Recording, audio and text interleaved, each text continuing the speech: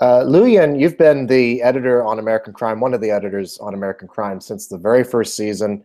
Yeah. How has the show developed since that first season that you guys did into the third season? What have been some of the major changes that you guys have done stylistically? I think John always wants us to sort of reinvent our editorial style every year, and so we've this year, he sort of takes inspiration from different movies. This year, he wanted us to sort of go with one of his favorite movies of the year was Son of Saul, a movie about the Holocaust.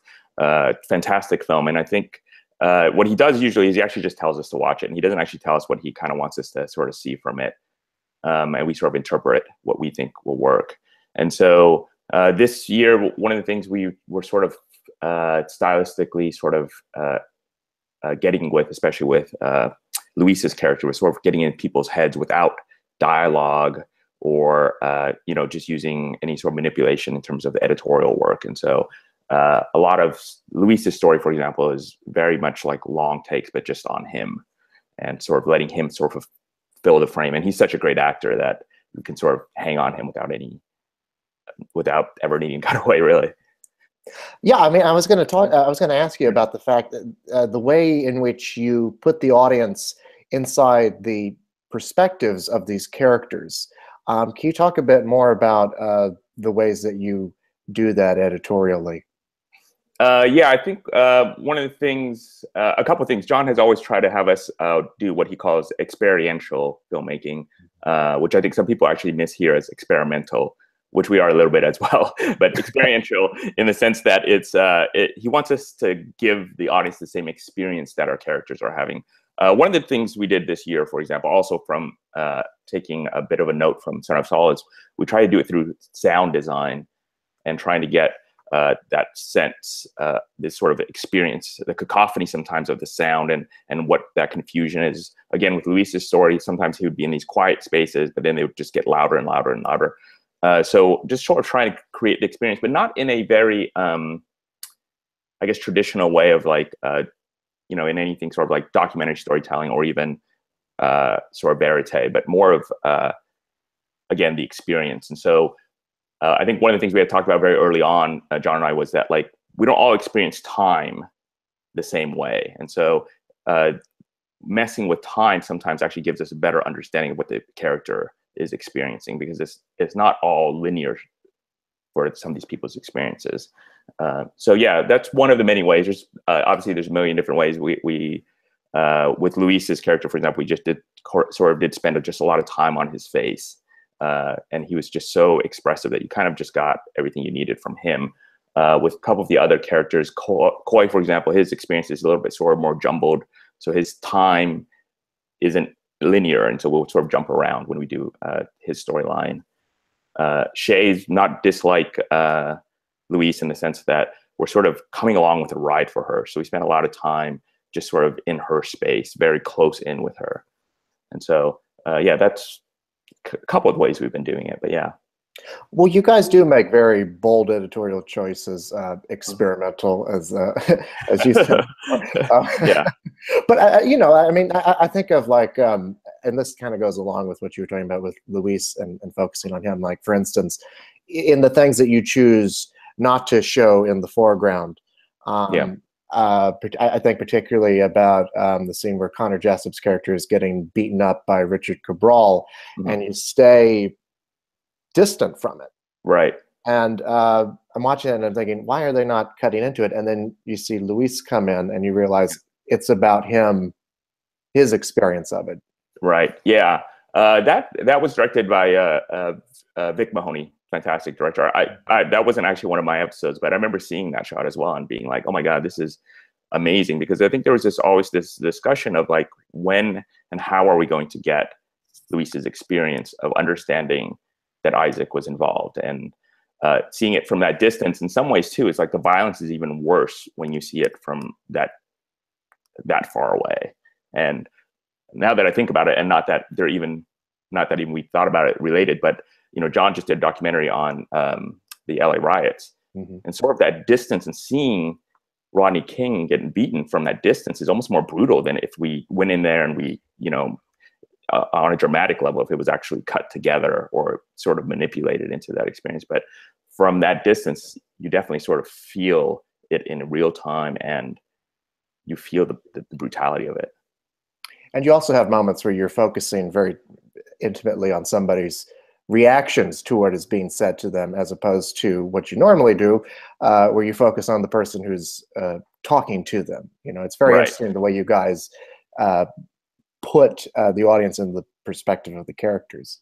Yeah, again, something that John and I had talked about very early on when we were doing the pilot, that we wanted to focus on our characters and not necessarily give information or, you know, we just wanted to see, in some ways, the reaction of people seeing and hearing these things are actually more telling than the actual event sometimes. And so it was something that John sort of started doing on set, and then we sort of just ran with it in editorial.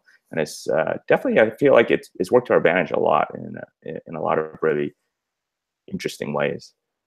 The other thing that you guys do is you juggle multiple storylines. And this season is really interesting too, because midway through the story almost shifts. Right. Entirely. Can you talk a bit about that? Yeah, we, you know, John's always sort of, I think he likes to see a lot of different stories from a lot of different perspectives.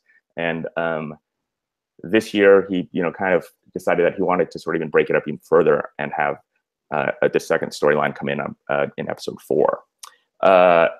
In terms of how we manage it, we have this sort of system of like, these are these people's stories, and we actually have this sort of color coding shape system that we use, and we kind of look at it on the wall in just these card forms, and we just kind of see how we interweave these. And the interesting thing about this year is John wanted us to kind of do larger chunks early on.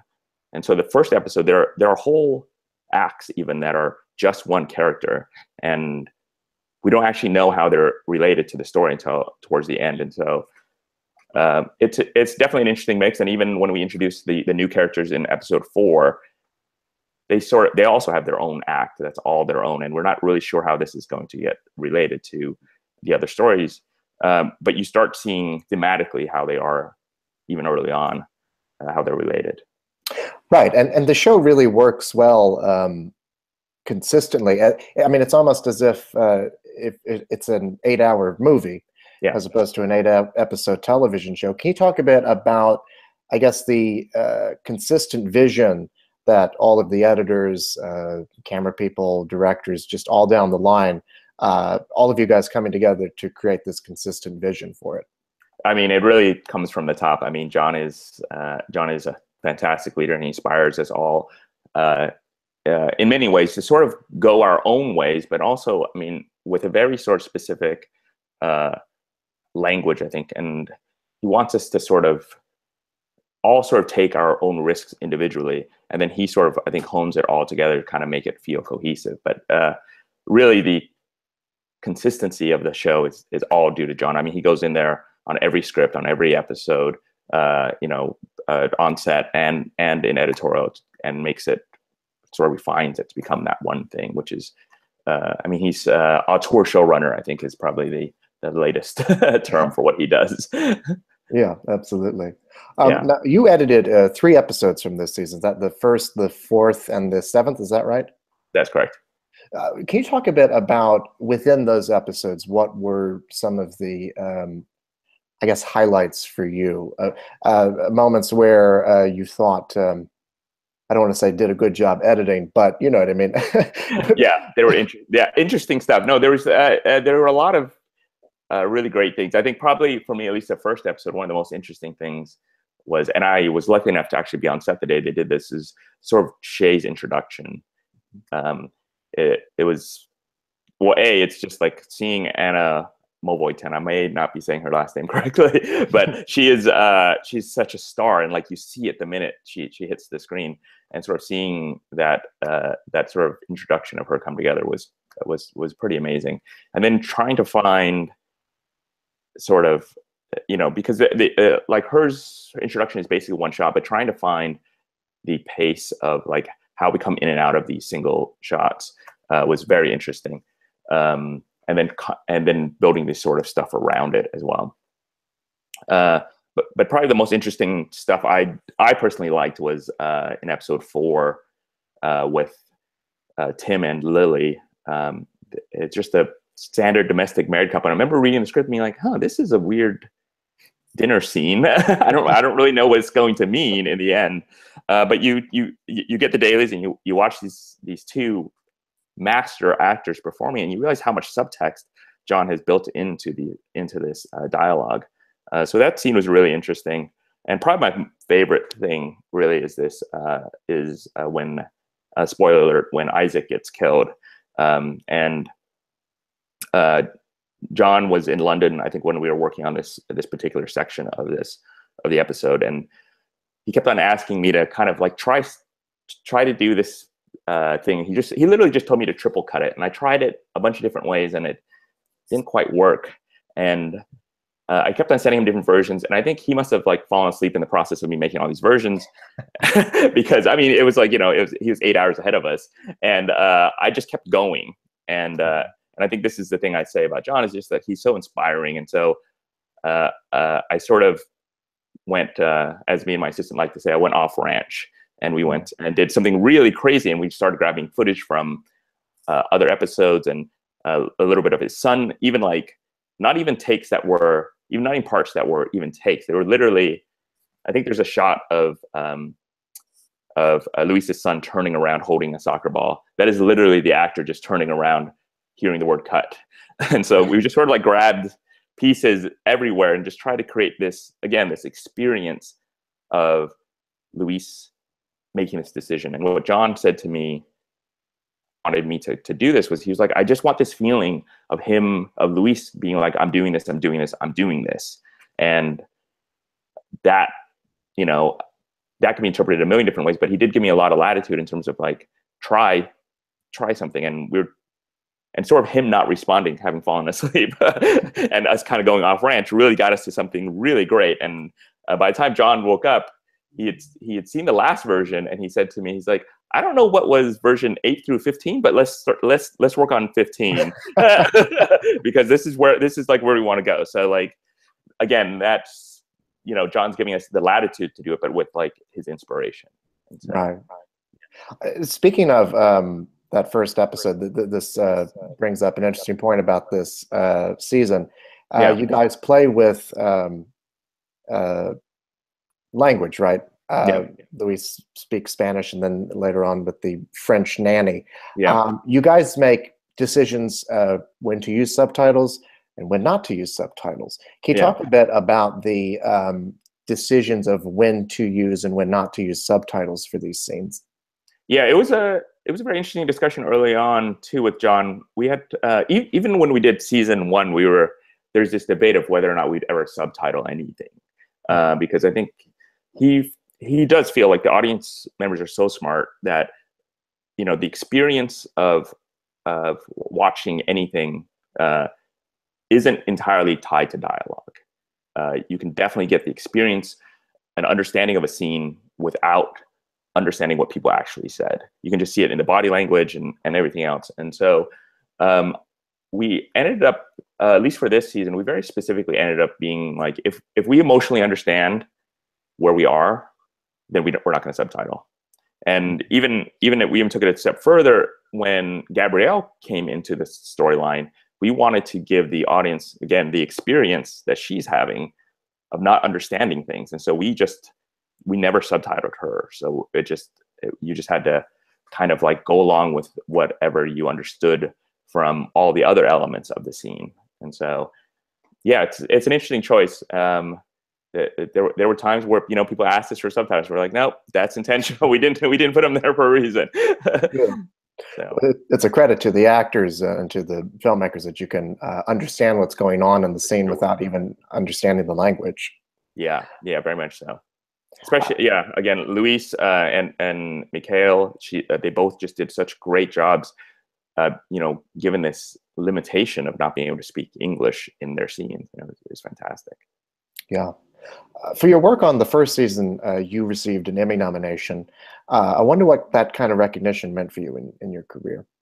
It was, it was fantastic. Obviously, I think somebody had said to me early on when I got the nomination that they're like, no, it really is just an honor to be nominated. It really is, and so that's not just a saying. So it was a really great experience.